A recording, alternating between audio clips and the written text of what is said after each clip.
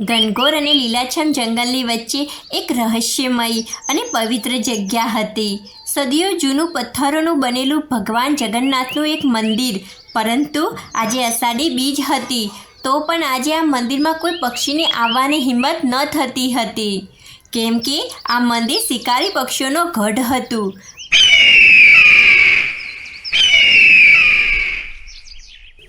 ચલો સાથીઓ, બહુ થઈ ગયો હવે આરામ.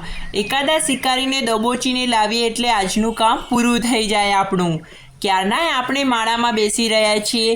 હવે પાંખો ફફડાવવાનો અને તરાપ મારવાનો સમય આવી ગયો છે. હા સરદાર, મને તો ક્યારની પેટમાં ભૂખ લાગી હતી અને લોહીનો સ્વાદ ચાખવામાં મારું મન તલસી રહ્યું હતું. હું તો બસ તમારી જ રાહ જોઈ રહ્યો હતો કે તમે ક્યારે હુકુમ કરો ને આપણે તરત જ એ કાયર પક્ષીઓ પર તૂટી પડીએ. જુઓ, આપણી આણીદાર ચાંચો અને મજબૂત પંજા પણ શિકારી માટે તૈયાર છે. કહો તો હમણાં જ આખા જંગલને ધ્રુજાવી મૂકીએ. જંગલમાં કેટલાક અબુદ્ધ પક્ષીઓ આરામથી ફરી રહ્યા હશે. તેમાંથી કોઈ સોફ્ટ શિકારી શોધીને આજે આપણી ભૂખ મિટાવીએ. ચાલો ઉડો. બધા જ શિકારી પક્ષીઓ શિકાર કરવા માટે નીકળી પડે છે.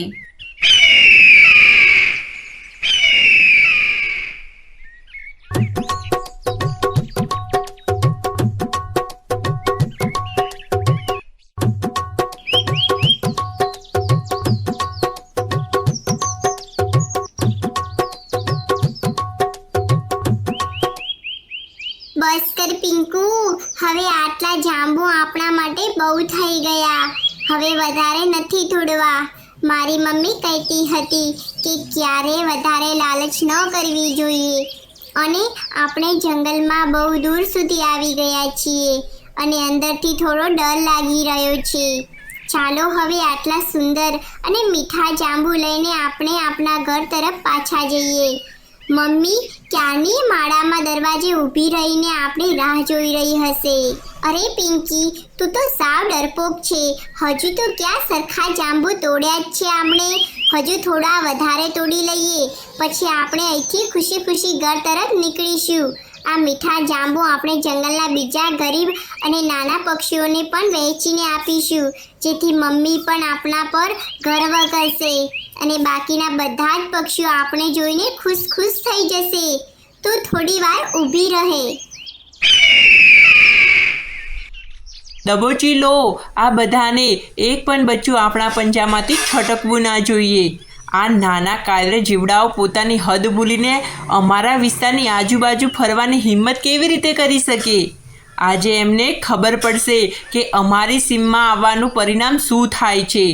ઘેરી લો ચારે તરફથી અને એમના માસૂમ અવાજને હંમેશા માટે શાંત કરી દો. આ નાના બચ્ચાઓ છે, તો તેમની લાચાર માતાઓ પણ અહીંયા આજુબાજુ જ ક્યાંક રડતી હશે.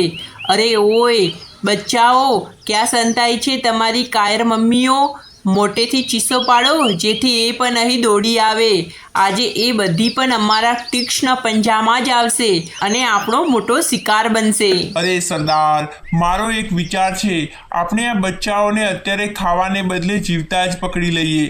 આ માસૂમ બચ્ચાઓને છોડાવવા માટે તેમના લાચાર માતા પિતા રડતા કરતા આપોઆપ આપણા ગઢમાં આવી જશે, જેથી આપણે તેઓએ આખા જંગલમાં શોધવાની પણ કોઈ જરૂર નહીં પડે અને આપણને મોટો શિકાર આપોઆપ આપણા ઘર આંગણે મળી જશે.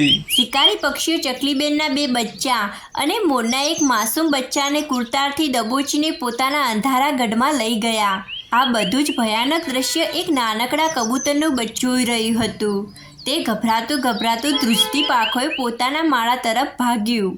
પપ્પા, ઓ પપ્પા, જલ્દી ચાલો. જંગલમાં બહુ મોટો અનર્થ થઈ ગયો છે. પેલા ક્રૂર અને રાક્ષસ જેવા શિકારી પક્ષીઓ આપણા પિંકી, પિંકુ અને મોરના નાના ભાઈને પંજામાં દબોચીને પેલા ડરામણા જગન્નાથ મંદિર તરફ લઈ ગયા છે. મેં મારી આંખે એમને ચીસો પાડતા જોયા છે. શું કહ્યું બેટા? પેલા પાપીઓ આપણા માસૂમ બાળકોને ઉપાડી ગયા? તું બિલકુલ ગભરાઈશ નહીં. તું અહીં જ માળામાં છુપાઈ રહે. હું હમણાં જ પાંખો ફફડાવીને આખા જંગલના પક્ષીઓને એકઠા કરું છું અને પેલા કાળમુખા શિકારીઓને સામનો કરવા માટે બધાને તૈયાર કરું છું. પ્રભુ રક્ષા કર. કબૂતરે તરત જ આખા જંગલના પક્ષીઓને એકઠા કર્યા અને આ હૃદય હચમચાવી નાખે તેવા સમાચાર આપ્યા. સમાચાર સાંભળતા જ ચકલીબેન અને મોર પોતાના બચ્ચાઓને વિરહમાં છાતી કૂટીને જમીન પર ઢળી પડ્યા. અરે રે, મારા કાળજાના કટકા, મારા નાના નાના પિંકી પિંકુ વિના હું એક પળ પણ કેવી રીતે જીવી શકીશ? હે લોહીતરસ્યા રાક્ષસો મારા માસૂમ બચ્ચાઓને ટુકડે ટુકડા કરી નાખશે. તમને કોમળ ચાંચો અને પાંખો એ દર્દ કેવી રીતે સહન કરશે? હવે આ દુનિયામાં આપણું કોઈ જ નથી રહ્યું. હું તો સાવ ભાગી પડી છું. મારા જીવવાની આશા જ ખતમ થઈ ગઈ છે. હા ચકલીબેન, આપણું નસીબ જ ફૂટેલું છે. આપણી નાનકડી પાંખોમાં એ ક્રૂર અને શક્તિશાળી શિકારીઓનો સામનો કરવાની કોઈ જ તાકાત નથી. તેઓ કદમાં આપણાથી મોટા છે. તેમની પાસે હિંસાનું બળ છે. આપણે ગમે તેટલા સાધન ભેગા કરીએ તો પણ આપણા બચ્ચાઓને ક્યારેય જીવતા પાછા નહીં જોઈ શકીએ. બધું જ બરબાદ થઈ ગયું. પંખીડાઓ, આ મુશ્કેલી આવતા જ હિંમત હારીને રડવા બેસી જવાય. પોતાના આંસુ લૂછો અને મન મક્કર કરો. એક માતા થઈને જો તમે જ અત્યારથી હિંમત હારી જશો તો પેલા અંધારા ઓરડામાં કેદ થયેલા માસૂમ બાળકો કોના ભરોસે પોતાની જીવ બચાવશે? આપણો કાળિયો ઠાકર જગન્નાથ ભગવાન આપણી સાથે છે. આપણે રડવાનું નથી પણ એક થઈને લડવાનું છે. મિત્રો, મિની માસી વાતમાં સચ્ચાઈ છે અને મારી પાસે એક અદ્ભુત યોજના છે. આજે અષાઢી બીજનો પવિત્ર દિવસ છે. આપણે બધા જંગલના પક્ષીઓ એક થઈને ભગવાન જગન્નાથનો એક વિશાળ અને સુંદર રથ બનાવીને અને તેની યોથ નીચે શિકારીઓ સામે જઈને એ પવિત્ર રથ અને આપણી અતૂટ શ્રદ્ધા જોઈને કદાચ એ પાપીઓનું હૃદય કંપી ઉઠશે અને પ્રભુ આપણી પાંખોનો એ શિકારીઓ સામે લડવાની અદૃશ્ય તાકાત આપી દેશે. બોલો, શું કહેવું છે તમારું? અદ્ભુત અને અલૌકિક વિચાર છે પોપટભાઈ. તમારી આ યોજના આપણામાં નવો પ્રાણ પૂરી રહી છે. આપણે જંગલની હળવી લાકડીઓ, સૂકા પાંદડા અને મજબૂત વેલાઓથી એક ભવ્ય અને આકાશમાં ઉડી શકે તેવો રથ બનાવીશું. જંગલના બધા જ પક્ષીઓ પોતાની પાંખોની એકતાથી રથને હવામાં ઉંચકીને શિકારીઓનો ગઢ તરફ ઉડશે. આ આપણી આસ્થાનો, પ્રેમનો અને એકતાનો ઉડતો રથ બનશે જે આપણે વિજય આપશે. અષાઢી બીજનો પવિત્ર દિવસ હતો. આ દિવસે બધા પક્ષીઓ ભેગા મળીને જગન્નાથ ભગવાનનો રથ બનાવવાનું નક્કી કર્યું. કોઈ પક્ષી સુગંધિત ફૂલ લાવ્યું તો કોઈ પક્ષી મજબૂત લાકડી લાવ્યું તો કોઈ પક્ષી રંગબેરંગી પાંદડા લાવ્યા. આમ કરતાં કરતાં જોતજોતામાં ભગવાન જગન્નાથને હવામાં ઉડી શકે તેવો દિવ્ય રથ બની ગયો. રથ સંપૂર્ણપણે તૈયાર થઈ ગયો હતો. પણ હવે આ આકાશી રથને લઈને શિકારી પક્ષીઓને વિસ્તારમાં જઈ બચ્ચાઓને મુક્ત કરાવવાનું જ બાકી હતું. બોલો અનાથના નાથ જગન્નાથ ભગવાન કી જય. ચાલો મિત્રો, પાંખોમાં હિંમત ભરો અને પ્રભુના ભરોસે આકાશ તરફ ઉડાન ભરો. જગન્નાથ ભગવાનની જય બોલાવીને સેંકડો પક્ષીઓ હવામાં ઉડતા ઉડતા રથને પોતાની સાથે ખેંચીને શિકારી પક્ષીઓને ગઢ એવા પવિત્ર મંદિરની આંગણે આકાશમાં આવી પહોંચ્યા. ત્યાં પહોંચતા જ પોપટભાઈએ ગર્જના કરી અને શિકારી પક્ષીઓને બહાર લલકાર્યા. અરે, ક્યાં છુપાઈને બેઠો છે એ કાયર શિકારી પક્ષીઓનો સરદાર? પોતાની જાતનો જંગલનો રાજા સમજે છે પણ હકીકતમાં તું ક્યાંય છે જે નાના માસૂમ બાળકો ઉપર અત્યાચાર કરે છે, તેમને કેદ કરીને રાજી થાય છે?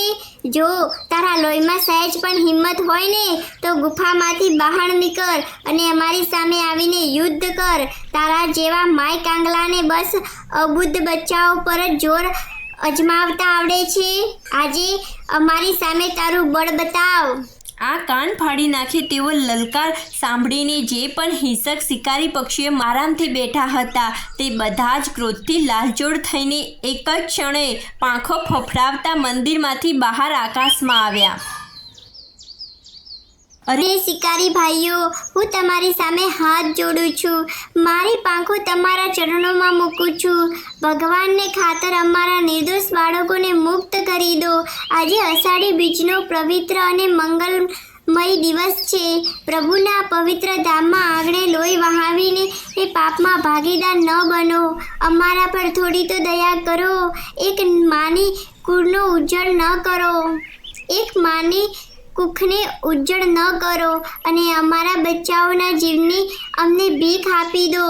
અમે તમારા ગુલામ બનીને રહીશું. હા સરદાર, જો તમને લોહી વહાવાનો જ શોખ હોય તો અમારા જીવ હમણાં જ લઈ લો. અમને સુખીથી તમારો શિકાર બનાવી દો. પણ પેલા નાનકડા બચ્ચાઓને તમારું શું બગાડ્યું છે? તેમને મુક્ત કરીને આકાશમાં ઉડવા દો.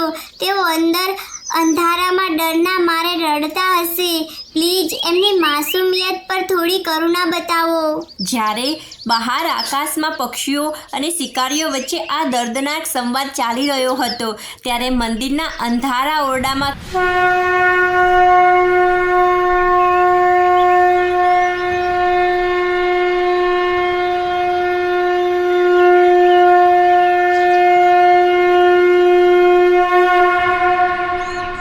બચાવો! આ કેવો કાળઝાળ અને જીવલેણ અવાજ છે. મારું માથું ફાટી રહ્યું છે અને મારી પાંખો બધી શક્તિ નાશ પામી છે. ભાગો અહીંથી સાથીઓ. આ કોઈ સાધારણ પક્ષીઓ નથી, પણ અહીં કોઈ દિવ્ય શક્તિ પ્રગટ થઈ છે. જો પોતાનો જીવ વહાલો હોય તો હમણાં જ ભાગો, નહીતર આપણે બધા અહીં જ ભસ્મ થઈ જઈશું. ભાગો.